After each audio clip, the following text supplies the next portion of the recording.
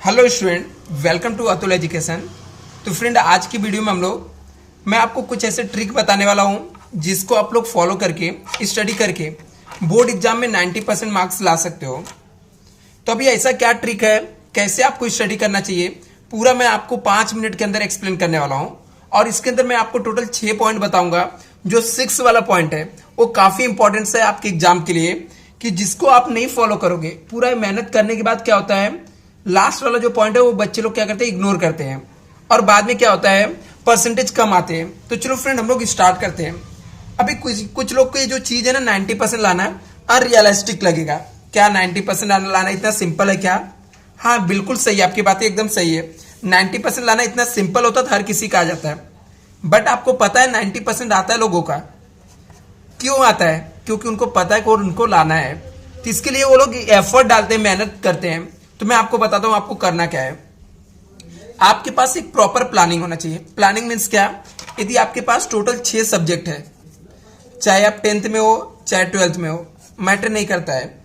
आपके पास यदि 6 सब्जेक्ट है तो स्टूडेंट क्या करते हैं, उनको जो फेवरेट सब्जेक्ट होता है, जैसे मैथ हो गया या उनके साइंस हो गए या फिर अकाउंट्स हो गए, ऐसे सब्जेक्ट के ऊपर वो लोग क्या करते हैं, ज्यादा टाइम देते हैं। और बाकी के बचे हुए जो सब्जेक्ट रहते हैं जो थोड़ा सा बोरिंग होता है, उन सब्जेक्ट को इग्नोर करते हैं। जैसे हिस्ट्री हो गया। यदि मैं कॉमर्स की बात करूं तो इसके अंदर जो इंग्लिश सब्जेक्ट हो गया या 10th में इंग्लिश सब्जेक्ट जो लैंग्वेज सब्जेक्ट होता है, इसको इग्नोर करते हैं। सबसे बड़ी मिस्टेक। आपको ऐसा नहीं करना है, आपको प्लानिंग करना है। 6 के 6 सब्जेक्ट को इक्वल वेटेज देना है, क्योंकि हर एक सब्जेक्ट का इक्वल मार्क्स होता है। दूसरा, पॉजिटिव सोच। जैसा कि मैंने आपको स्टार्टिंग में ही बताया, स्टूडेंट को जैसे उनको लगता है हमेशा निगेटिविटी रहता है, पास हो जाए, सिर्फ मुझे 35% आ जाए, 40% आ जाए, मैं खुश हो जाऊंगा। तो ये चीजें आपको क्या करती है, निगेटिविटी लाती है। आप ऐसा सोचते हो तो कभी भी आपको 90% मार्क्स नहीं आ सकता फ्रेंड। मैं बोलता हूं ना, आप 90% सोचो, 95% सोचो। आपको 95% नहीं आएगा तो क्या हुआ, एटलीस्ट 80% तो आओगे। 80% नहीं, 75% तो लाओगे। लेकिन यदि आप निगेटिव सोचोगे कि मुझे सिर्फ 35% लाना है, 90% आता ही नहीं है, पढ़ाई नहीं करोगे, फिर आपको कुछ भी मार्क्स नहीं आएगा फ्रेंड। तो आपको दूसरा क्या करना, पॉजिटिव सोच रखना है। आपको अच्छे सोच रखना है कि हाँ, पॉसिबल है। आपने कई बार ऐसी कहावत सुना होगा कि दुनिया में कुछ भी इम्पॉसिबल नहीं है। अभी भी आपके पास दिसंबर है, जैन है, फेब, बहुत होता है, 90 डे है। आपके पास कितने 6 बुक है।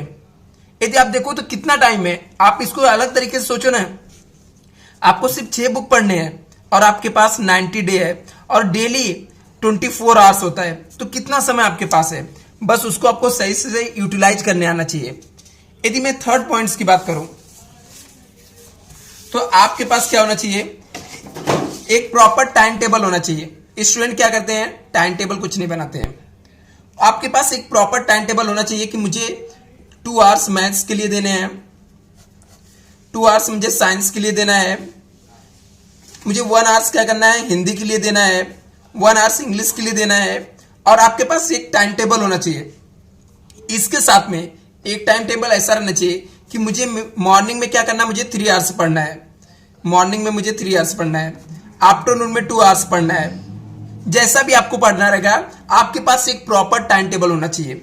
और मुझे क्या करना है, 3 दिन में एक सब्जेक्ट को खत्म करना है, 2 डे में एक सब्जेक्ट को खत्म करना है।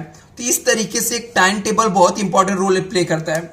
आप लोग क्या करते हो, टाइम टेबल बनाते ही नहीं है और दूसरे का टाइम टेबल फॉलो करते हो। ये बड़ी मिस्टेक है। आपको दूसरे का टाइम टेबल नहीं फॉलो करना है। हर एक स्टूडेंट का खुद का स्टडी प्लान होता है, खुद के टाइम टेबल होना चाहिए। नेक्स्ट, आपको प्रीवियस ईयर के क्वेश्चन पेपर सॉल्व करने हैं। स्टूडेंट की होता है कि आप कितना भी स्टडी कर लो, आपको पता है कि आपके जो सिलेबस रहते हैं ना, जो आपके एग्जाम होते हैं, उसमें 70% पोर्शन आपको प्रीवियस ईयर के क्वेश्चन में आ चुके रहते हैं। आपको करना क्या है, सिर्फ 5 ईयर्स के क्वेश्चन पेपर लेने हैं और वो क्वेश्चन पेपर को अच्छे से प्रिपेयर करना है।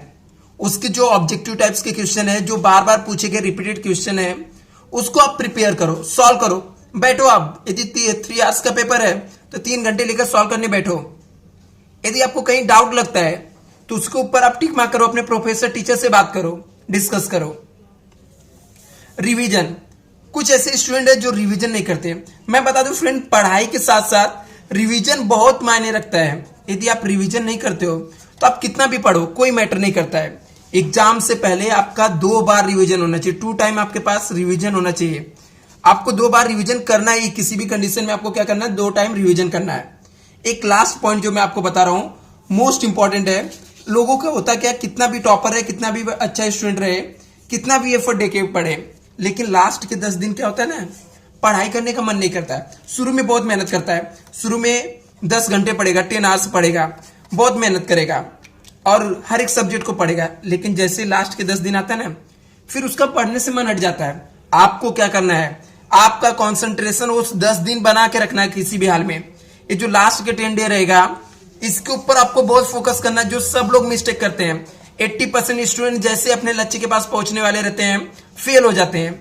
जैसे 10 दिन एग्जाम को बचा रहता है, पढ़ाई छोड़ देते, लगते टाइम पास करने, उनका पढ़ने का मन नहीं करता है। आपका कंसंट्रेशन इस 10 दिन पे रहना चाहिए। यही सबसे बड़ी मिस्टेक है। यदि आप इसको इंप्रूवमेंट कर लोगे फ्रेंड, तो आपको कोई भी टॉपर बनने से नहीं रोक सकता है। Thank you so much friend. Channel को सब्सक्राइब नहीं किया तो चैनल को सब्सक्राइब कर लेना। Thank you so much.